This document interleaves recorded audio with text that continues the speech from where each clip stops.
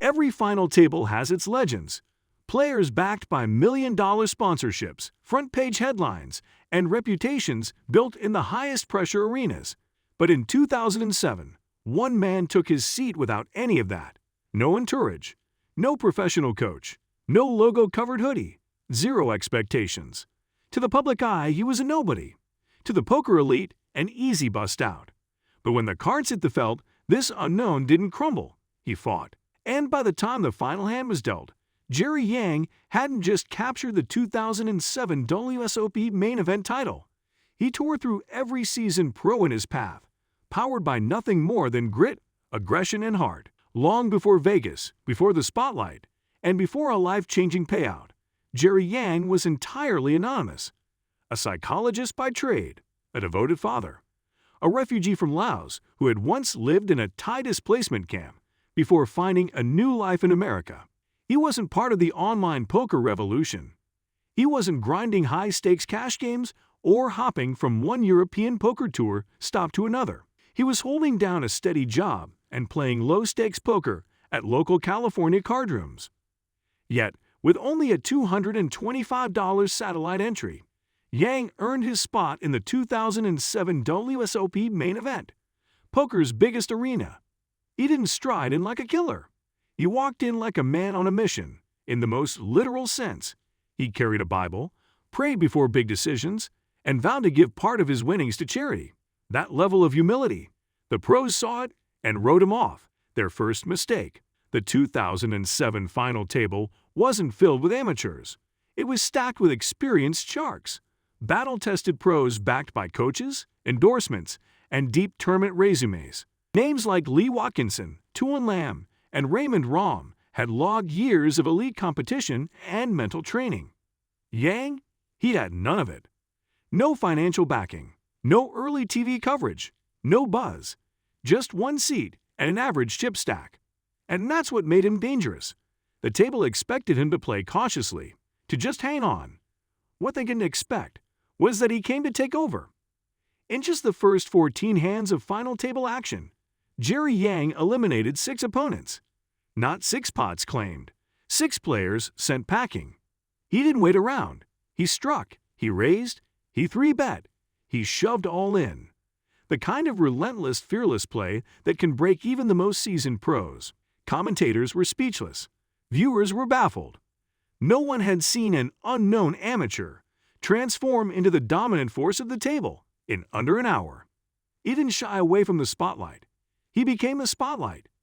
Yang's style may have appeared wild, but was anything but random. It was rooted in psychology.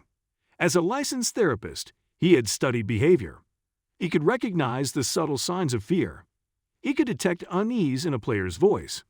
He picked up on tension and posture, and he exploited it. He used his understanding of people to choose his moments, and when he smelled fear, he struck hard.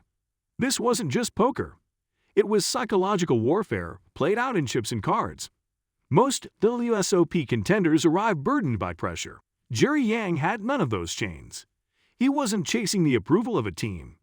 He wasn't trying to build a social media following or land a sponsorship deal. He was playing for his loved ones, for his beliefs, and for something far greater than himself. That kind of freedom gave him the power to play without fear, to be bold, inventive, and unchained when it counted most. While others were paralyzed by the possibility of failure, Jerry Yang saw opportunity. By the time Jerry Yang reached heads-up play against Canadian-Vietnamese player Tuan Lam, he had already defied all expectations. Lam entered the heads-up session with a slight chip lead and a reputation for disciplined, controlled play. Conventional wisdom suggested that Lam's experience and composure would guide him to victory. However, Yang shifted into a more unpredictable gear.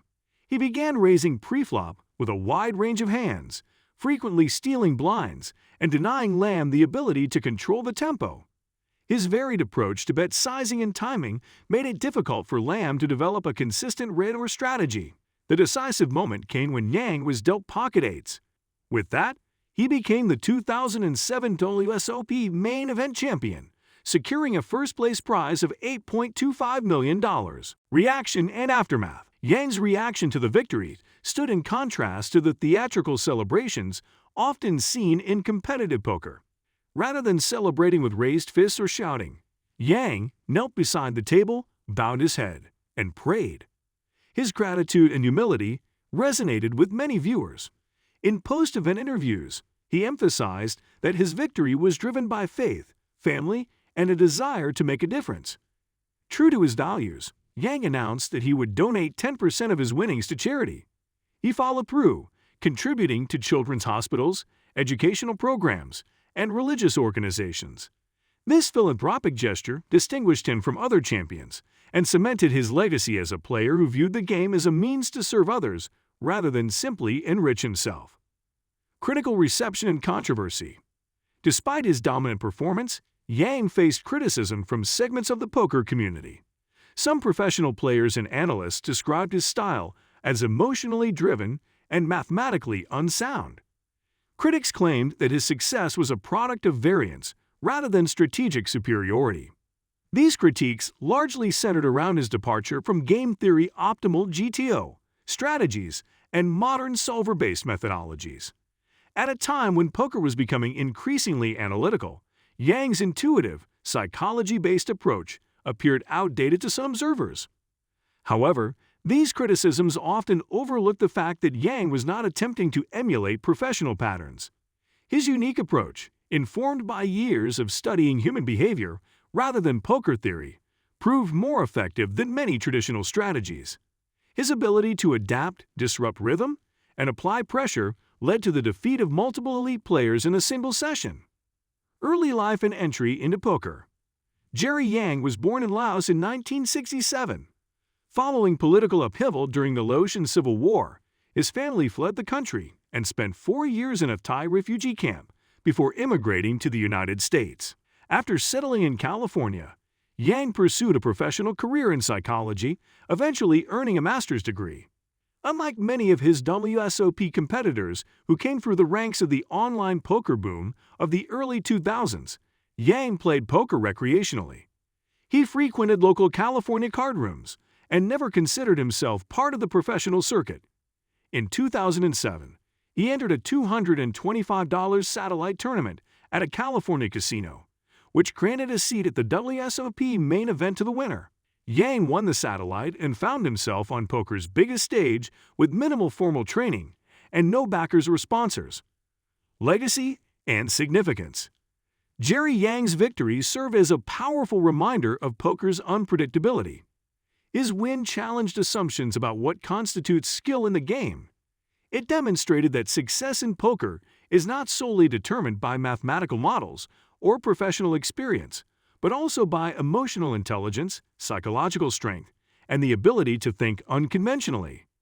His story is often compared to that of Jack Strauss, who famously won the 1982 WSOP Main Event after being down to a single chip. Both men exemplify the concept that in poker, a player does not need fame, financial backing, or technical mastery to win. What matters most is presence, conviction, and the ability to seize opportunity when it arises. Final thought. Jerry Yang's 2007 WSOP win remains one of the most striking and discussed victories in the history of competitive poker.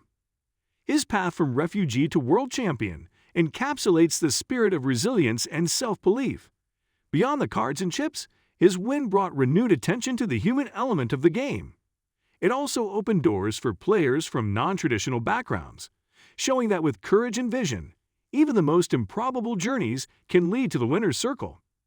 If you'd like a follow-up article on his life after poker, the impact of his win on poker culture, or a comparison to other underdog stories in WSOP history, let me know and I'll continue.